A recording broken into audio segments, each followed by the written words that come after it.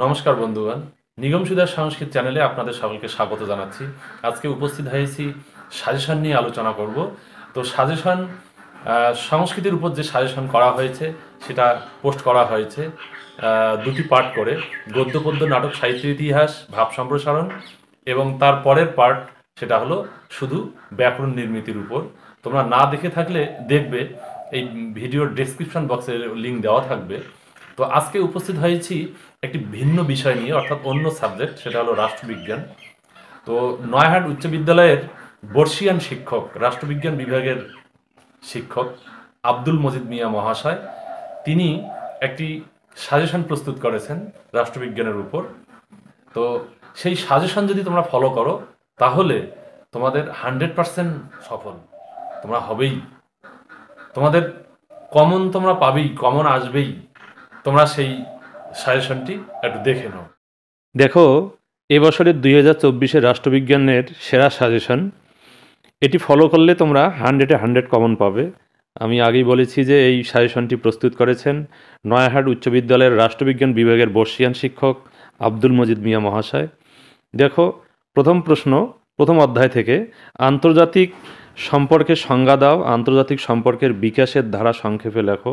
অথবা আন্তর্জাতিক সম্পর্কের সংজ্ঞা দাও, আন্তর্জাতিক সম্পর্ক ও আন্তর্জাতিক রাজনীতির পার্থক্য আলোচনা করো। তারপর 3 নম্বর প্রশ্ন: বিশ্বায়ন কাকে বলে, বিশ্বায়নের প্রকৃতি আলোচনা করো। প্রশ্নগুলি কিন্তু এরকম ভাগ করা থাকবে, 2+6 এরকম 8, প্রত্যেকটা প্রশ্নে 8 নম্বর থাকবে। তারপর একসঙ্গে দুটি অধ্যায় দেখো, পঞ্চম এবং ষষ্ঠ অধ্যায়। পঞ্চম অধ্যায়ের দেখো, মার্ক্সের রাষ্ট্র সম্পর্কিত তত্ত্বটি আলোচনা করো। তারপর পরের প্রশ্ন: মার্ক্সের ঐতিহাসিক বস্তুবাদ তত্ত্বটি আলোচনা করো। তারপর গান্ধীজির সত্যাগ্রহ সম্পর্কিত তত্ত্বটি আলোচনা করো। পঞ্চম অধ্যায় থেকে 3টি, ষষ্ঠ অধ্যায় থেকে 2টি প্রশ্ন দেখো। এক কক্ষ বিশিষ্ট আইনসভার পক্ষে ও বিপক্ষে যুক্তি দাও। নম্বর 4+4, 8 থাকবে প্রত্যেকটা প্রশ্নে। তারপরে প্রশ্ন: ক্ষমতা স্বতন্ত্রীকরণ নীতি বলতে কী বোঝো? কঠোর ক্ষমতা স্বতন্ত্রীকরণ নীতি সম্ভব নয়, কাম্য নয়, মন্তব্যটি সার্থকতা বিচার করো।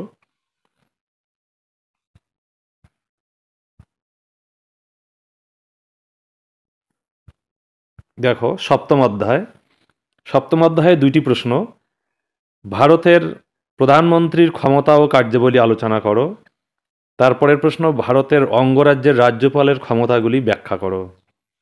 অষ্টম অধ্যায় থেকেও 2টি প্রশ্ন: লোকসভার অধ্যক্ষের ক্ষমতা ও কার্যাবলী আলোচনা করো। তারপরে প্রশ্ন: ভারতীয় পার্লামেন্টের উভয় কক্ষের সম্পর্ক আলোচনা করো।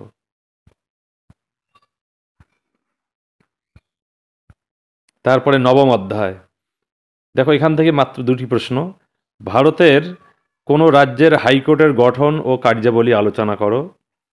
অথবা ভারতের লোক আদালতের গঠন ও কার্যাবলী আলোচনা করো। ধন্যবাদ। এরকম নতুন নতুন ভিডিও পেতে আপনারা নিগম সুধা সংস্কৃত চ্যানেলটিকে সাবস্ক্রাইব করুন।